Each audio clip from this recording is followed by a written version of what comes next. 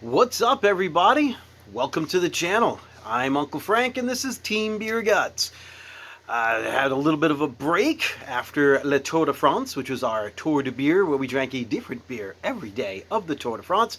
That was a lot of fun, but I had to take a little bit of a break. But we're back. So what do we do here if you're new to the channel? Well, we talk about bikes and we talk about beers. Mostly about beers and a little bit of bike stuff every now and again.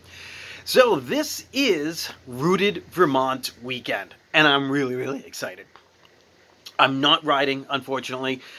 Injured my knee. If you follow us on Instagram, as well as here, you know that I've had a bad knee, but still super excited to be able to go up to Vermont and see some friends. I'm going to volunteer, help out where I can, depending on when I get there, and doing some registration on Sunday, and just see the gravel tribe. I haven't seen some of these people in like 2 years, so I'm just really excited to be able to get together with some people. Ted and Laura King, with their friend Kristen, put on Rooted Vermont, which is a gravel event in Vermont.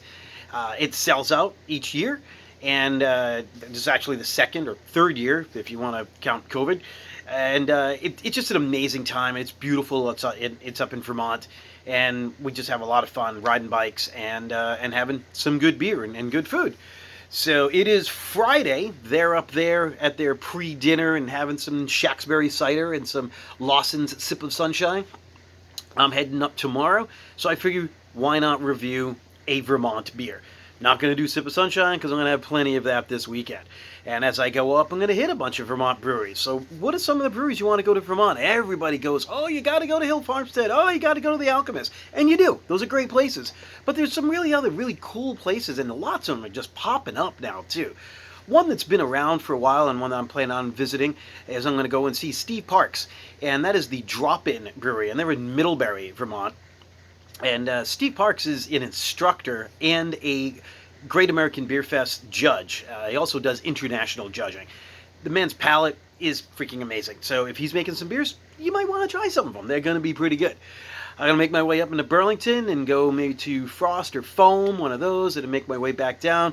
Definitely going to go into Vermont Pub and Brewery, a classic establishment. Not everybody says, oh, you got to go there because it's a brew pub and they make different styles or whatever, but I like history and I like going to VBP. They also have amazing mustard. Yes, mustard. And you can buy the mustard to take home. So I'm definitely going to be doing some of that. And that's where Greg Noonan was forging his craft, made the original Black IPA, Cascadian Dark Ale, whatever you want to call it, Black IPA. Yeah, it started in Vermont, and that was Greg Noonan's beast. Greg Noonan also wrote some books, so if you are a home brewer, and you're really looking to get at some of the history, some technical parts of certain styles, you got to pick up some of the Greg Noonan books, and he was a Vermont Pub and Brewery guy. So I'll stop by VBP, and then we'll make it down to the race. Then we go down into the Stowe area, probably go to Prohibition Pig, Blackback Cafe, I'm not even sure where else. There's a great restaurant in Richmond called Hatchet, and Hatchet has an amazing beer selection. I can get some Hill Farmstead beers, I believe, there. So I'm going to have a good time. So what should we start with, right? Might as well have some type of Vermont beer. It's not going to be any of those. So let's go with a Vermont Classic Revisited. Oop, put it on that side, sorry. That is the Catamount IPA. Now, Catamount is the original and the first craft brewery in Vermont. Originally opened back in 1984. So they're around for a long time. And I remember that being one of the first craft beers I ever had. The Catamount Porter was delicious. It was one of my favorites. They closed their doors back in 2000 and then that facility was purchased by Harpoon.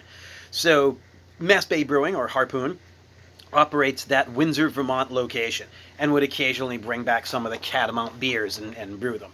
So they just recently did this one, and it is the Catamount IPA. It is a modern take on that classic recipe. From what I understand, one of the original brewers from Catamount still works there. It's that classic recipe, but using some other hops, Citra and Zythos, and there was another one I don't remember off the top of my head. Yeah, Citra and Zythos weren't around in 1984, folks. So yeah, this is going to be a modern take, a little bit more of those more familiar hops, probably a little hazy in that New England type style. And at another video, we're going to kind of break down what I'm starting to see as a difference between New England IPA and hazy juicy IPA. But let's take a look at the Catamount IPA. The only thing I was looking for really was an old school like Vermont glass. Unfortunately, I don't have anything like that. But I do have my King Challenge glass. I'm going to drink out of that today because this weekend I do get to see Ted King.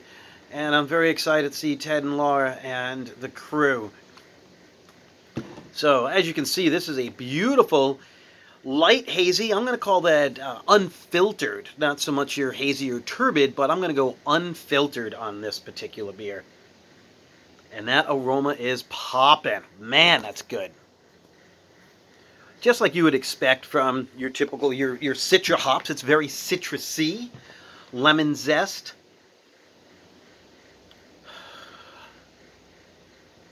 I almost get like a cotton candy type aroma out of this as well. I'm not familiar with the Zythos hop, and I don't remember the other one. I looked at it again. I should write these things down. But I still like the idea of doing one-take videos, and what I remember. What I don't, oh well. There's this thing called Google. You can figure it out. ABV on this beer is 6.2, so it's your regular, typical IPA range. Yeah, cotton candy bubblegum-ish, which tells me maybe a little bit of warmer side of your ale fermentation.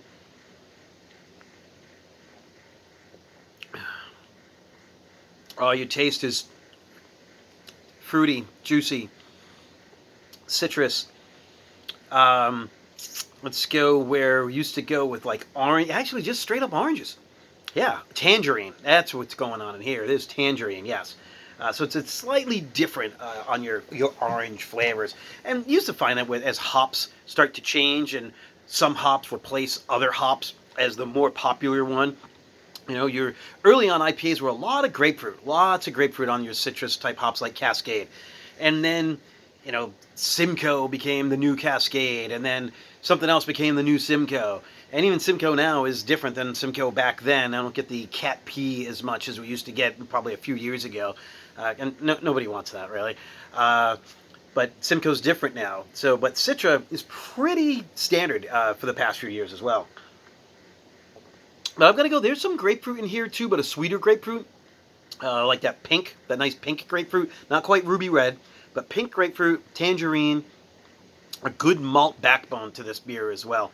So there's some maltiness, and just this is super drinkable. This is great. Again, I like the color on that. Hazy in the way that's unfiltered, not turbid or chunky. And so some people will be like, oh, it doesn't look juicy enough. Well, taste it. Taste the beer. And I think you're going to be quite happy with it. So again, this is the Catamount IPA.